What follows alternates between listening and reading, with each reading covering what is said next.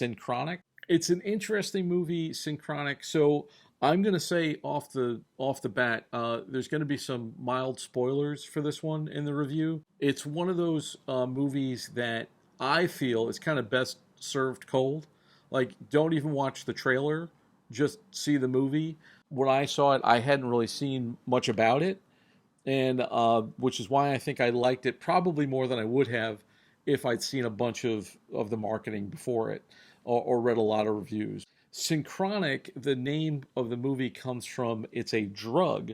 It's a new designer drug. This is also, sci-fi, a little bit in the future, I guess, or alternate timeline. They don't really say. It takes place in New Orleans. So there's this drug that is just laying waste to young people. People are taking it and people are dying like crazy under all these very strange and sometimes violent circumstances. And Anthony Mackie and Jamie Dornan are paramedics in New Orleans, and they're sort of the guys picking up the pieces from these drug victims. And the first thing, when I first saw it, when I first saw like the opening scenes, I thought, oh, this is like Scorsese's Bringing Out the Dead with Nicolas Cage and Tom Sizemore. I thought, oh, this is just somebody trying to do a modern version of that. But here's the thing. The drug, when you trip on it, makes you think like you're traveling through time. But the conceit really is that you're actually traveling through time.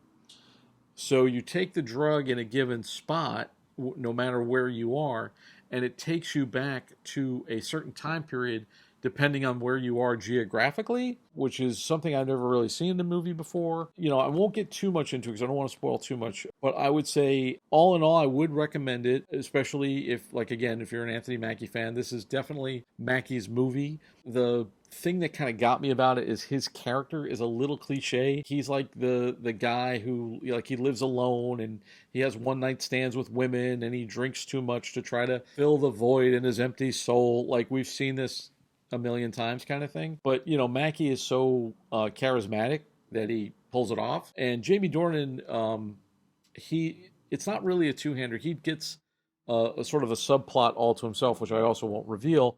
He gets to do some of the emotional heavy lifting in the film, and he's very good. Film-wise, I think it's a directing team of Justin Benson and Aaron Moorhead, and I wasn't too familiar with their work, but one thing that was impressive was we were able to bounce back and forth in time without it being confusing. There is a bit of social commentary to it, which I found a little bit heavy-handed at times. Like, I guess there's no subtext anymore. It's just straight up text now. All in all, I felt like it was probably a really good episode of Black Mirror.